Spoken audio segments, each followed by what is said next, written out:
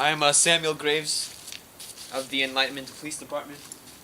Here we have a victim, found face down, lower stab wound to the lower abdomen. Victim's name is Ebenezer Roberts, age 57, of London.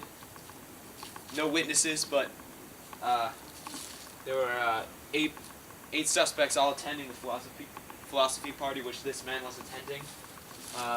Estimated time of death around 9 o'clock p.m., December 17th, 1657.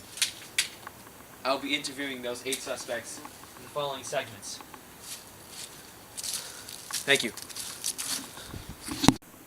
Yes, I knew. He wasn't the most upstanding man. Ebenezer had it coming. He was a real estate man who owned a lot of property, and the people living on his land paid him to keep them safe. Once the people paying agreed to a deal with Ebenezer, he forced them to stay on his land. They were bound like peasants. There was vandalism, a lot of violence, and many robberies on his land.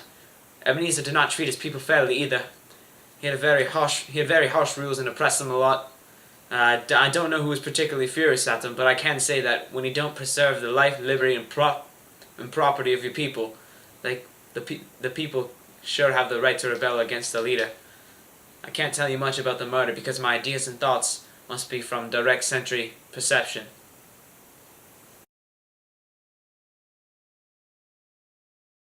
I was busy arguing with King Louis XIV that his power isn't divine and that he doesn't descend directly from God. Kings these days, am I right?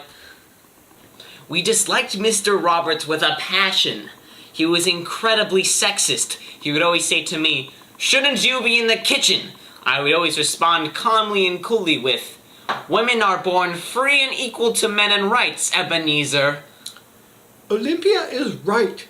Women aren't solely housekeepers. They are intelligent beings, deserving of an education from a young age. Boys and girls should be educated together.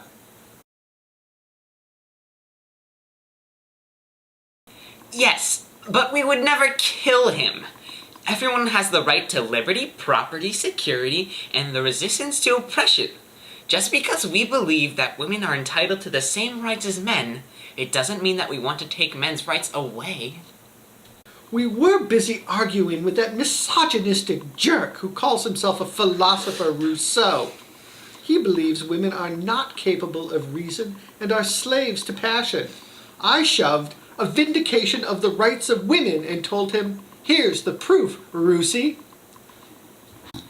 Robert was a tyrant over his little village. I told myself he was approaching politics at the wrong angle. He and his people should have formed a contract that gave people their liberty while he executed fair laws and preserved their liberty. Ebenezer's problem was that he couldn't get his people to give up their natural rights for civil rights. He wanted a permanent contract with his people that they couldn't leave. He should have given them a contract that let them leave at any time. Yes, those high-tempered feminists criticize my work all night. Don't they know that reason is the source of all problem? Women should feel lucky that they are not capable of it.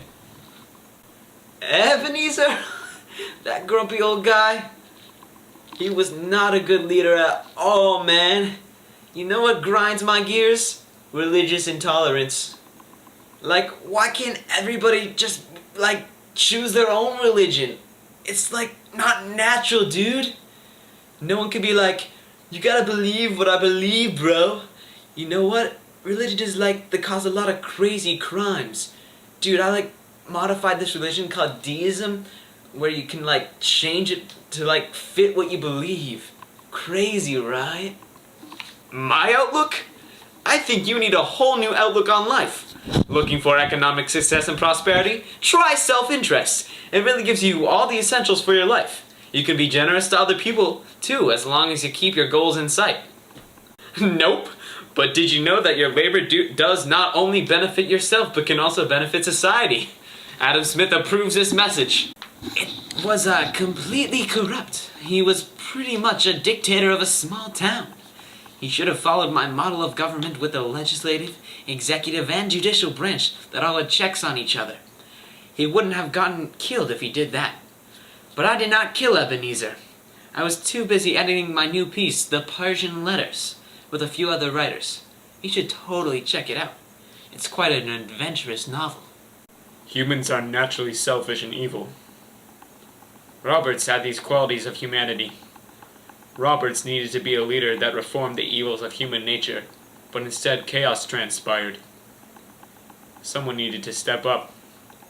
His people needed a leader that could cure their selfish, natural states. So yes, I killed him. Mr. Hobbs, you are under arrest. I stabbed him right in the stomach. I made him suffer. After all, life is poor, nasty, brutish, and short.